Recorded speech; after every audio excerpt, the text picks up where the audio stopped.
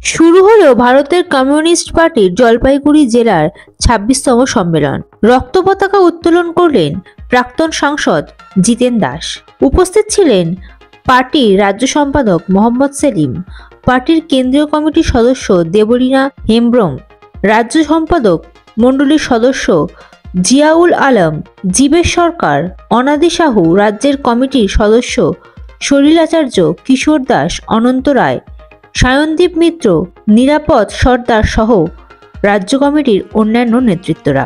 ওই সম্মেলনের পর সাংবাদিকদের মুখোমুখি হয়ে মোহাম্মদ সেলিম ঠিক কি বললেন শুনে নেওয়া যাক। হিন্দিতে বলে 100 চুয়া খাকে মিয়া হাজ কো চলে।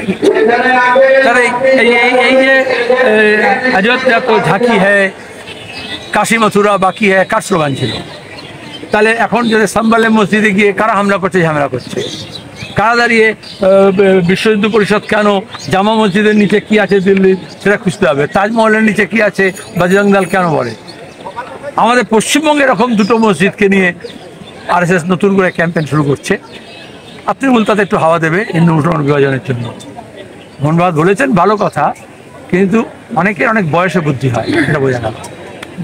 ভোট আসে, একসময় তো অনন্ত রায় বলেছিলেন কথা হয়ে গেছে, ওনাকে নাকি প্রধানমন্ত্রী বা ওয়াজিরে আলা বা ওয়াজিরে আজম বা গভর্নর বা লেফটেন্যান্ট গভর্নর কি এটা করে দেবে বলেছিল, হোম মিনিস্টারের নামে বলেছিলেন। এখন তো বিজেপির এমপি। তাহলে এদের নিজেদের গোষ্ঠীদ্বন্দ্ব, তার বদলে ওরা মানুষকে ভাগ করার চেষ্টা করছে। আমরা চাই উত্তরবঙ্গের উন্নয়ন, আমরা চাই উত্তরবঙ্গের বিভিন্ন জনগোষ্ঠী, রাজবংশী হতে পারে, নেপালি গোর্খালি হতে পারে, আদিবাসী হতে পারে, আদিবাসীদের মধ্যে নানান অংশ আছে, তাদের জনগোষ্ঠী এই জন্য বলছি।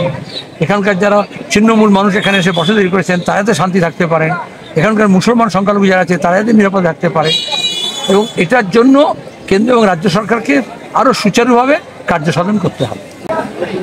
তোমরা বলেছিলে ভিডি বিসি, মমতা ব্যানার্জি এসছেন, পাহাড়ে ঘুরেছেন, আইপ্যাডে ছবি তুলেছেন এবং তারপরে পাহাড় হাসছে। পাহাড়ের নতুন সমস্যা হলো কী করে? দ্বিতীয়ত, ভোটের আগে এই প্রতিশ্রুতি দেওয়া হয়েছিল, কেন করা হয়নি, কেন করা হয় না? বিজেপি পাহাড়ে যে দীর্ঘদিন ধরে এমপি পেয়ে আসছে, শুধু এই কথাই বলে আসছে। তাহলে আমরা চাইছি একটা long lasting peaceful political solution পাহাড়ের ক্ষেত্রে। রাজনৈতিক বলছিলেন নতুন না, আমাদের পার্টি স্টেটমেন্টেই বলেছি আমরা, যে কেউ যারা সংবিধান জানে তারা জানে সংবিধানের কোন ধারণা যে তৈরি হয়েছে, আমাকে বলে দেওয়াটা একটু। বাংলাদেশের সংবিধান, আমাদের সংবিধান। তাহলে আমরা যখন আমাদের দেশের সংবিধান রক্ষা করতে চাইছি এবং এদেশের সংবিধান এবং সংবিধান প্রণেতা আম্বেদকরকে যখন কিছু লোক বিজেপি আরএসএস এটাকে ভাঙতে চাইছে, তার বিরুদ্ধে প্রতিবাদ করছি। তা তুমি গণতান্ত্রিক মানুষ হলে বাংলাদেশে যখন গণতান্ত্রিক ব্যবস্থা বা ধর্মনিরপেক্ষ ব্যবস্থা বা সাংবিধানিক ব্যবস্থা যদি ভেঙে যায়, তার বিরুদ্ধে প্রতিবাদ করতে হবে।